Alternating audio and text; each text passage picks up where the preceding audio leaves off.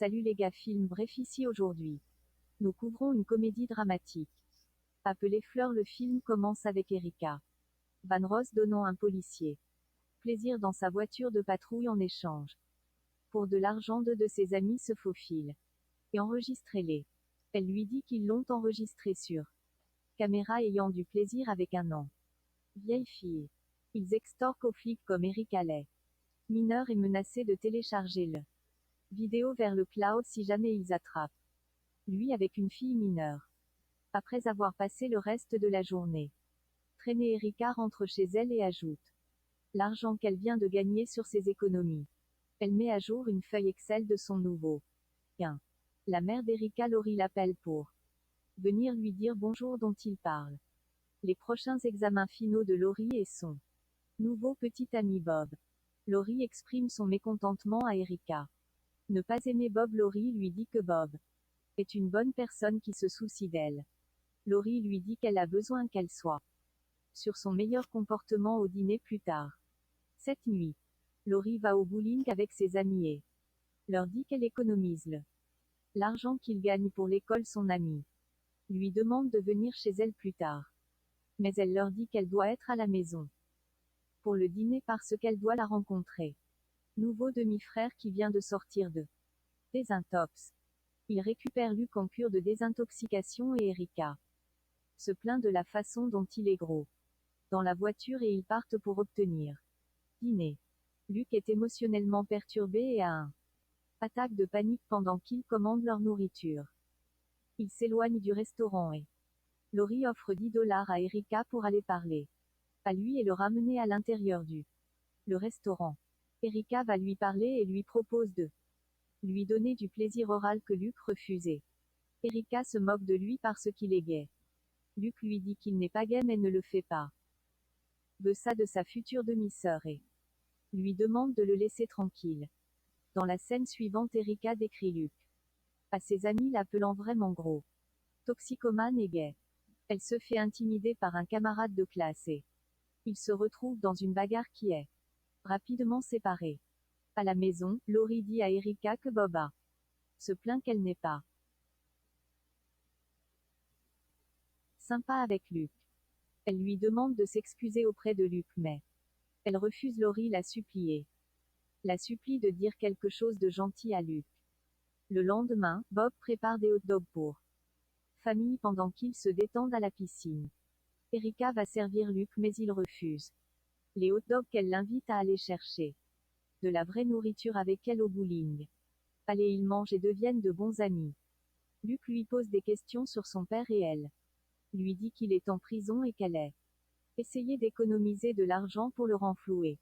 Luc a une crise de panique quand il voit son professeur de collège Will Jordan et sort du bowling plus tard. Cette nuit-là, Erika surprend Luc en train d'essayer de se faire du mal. Il se fait du mal et il l'emmène à l'hôpital. Bob leur raconte l'histoire de Luc. Accusé un professeur de l'avoir agressé. Malheureusement, le professeur n'a jamais été facturé en raison d'incohérences dans les récits. Le lendemain, Erika commence à arpenter le professeur qui a agressé Luc. Elle et elle Annie décident de faire leur prochain ciblé. Luc demande à Erika de l'aider à revenir en cure de désintoxication, mais Erika propose à la place de aider-le à se venger de volonté. L'équipe surveille les testaments maison dans l'espoir de le prendre en flagrant délit. Dans une épicerie, Erika flirte avec volonté et lui demande de l'escorter jusqu'au palais de céréales où ils discutent de son amour pour le bowling dans leurs intérêts musicaux. Erika appelle son père en prison et laisse un message lui disant qu'elle élève de l'argent pour le faire sortir. Erika et Luc discutent de la mission et puis Erika le convainc de danser lentement avec elle. Plus tard, Erika s'approche au bowling, elle lui demande de lui apprendre comment jouer au bowling. Après avoir fini, Erika demande à la ramener chez elle parce qu'il pleut. Ses amis restent dans la voiture à regarder dans une tentative d'attraper la volonté dans le bois. Ils commencent à s'embrasser dans sa voiture mais elle arrête les choses parce qu'il atteignait pour ses cuisses. Elle lui offre un oral service mais il l'arrête brusquement et propose de lui prendre un taxi. Ses amis l'accusent d'avoir saboté. Planifié par ceux qu'elle aime. Le gang forme un nouveau plan qui implique le droguer et le faire chanter pour de l'argent. Erika propose un trafiquant de drogue par voie orale. Service en échange de substances et il le mélange avec de la bière. Erika visite la maison de Will avec le bouteille de bière et s'excuse pour la nuit précédente. Ils vont à l'intérieur de sa maison pour traîner. Écoute une mixtape qu'elle a faite pour lui.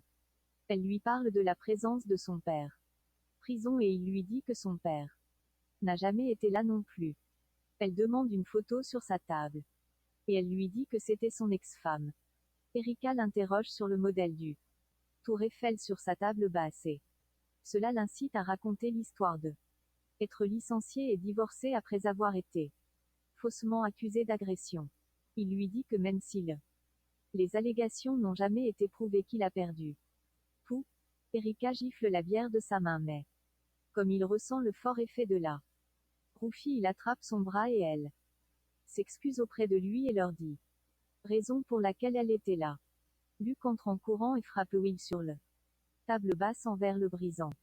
Les 4 d'entre eux ramassent et étayent lui sur le canapé pendant que les filles se rapprochent et prennent des photos avec qu'il use de son chantage. Luke s'inquiète que la respiration de Will soit trop lent. Erika le convainc que c'est bon alors ils partent. En sortant Erika voit que l'autre. Les filles ont peint le mot à la bombe pédophile sur la porte du garage. Le lendemain matin, la police se présenta. La maison Van Ross et accuse Erika et Luke de vandalisme. Ils ont mentionné qu'un voisin a appelé pour signaler que quelqu'un lui correspondant. La description de Luke a été vue sur les lieux du délit. Il leur dit qu'ils n'ont pas été capables de contacter Sera encore. Après le départ de la police, Laurie plaide avec Erika de lui dire ce qui s'est passé mais Erika nie les allégations. Laurie lui crie dessus et l'accuse de effrayant tous les hommes de sa vie. Avec son comportement cruel et égoïste. Erika et Luke retournent chez Will. Pour s'assurer qu'il va bien.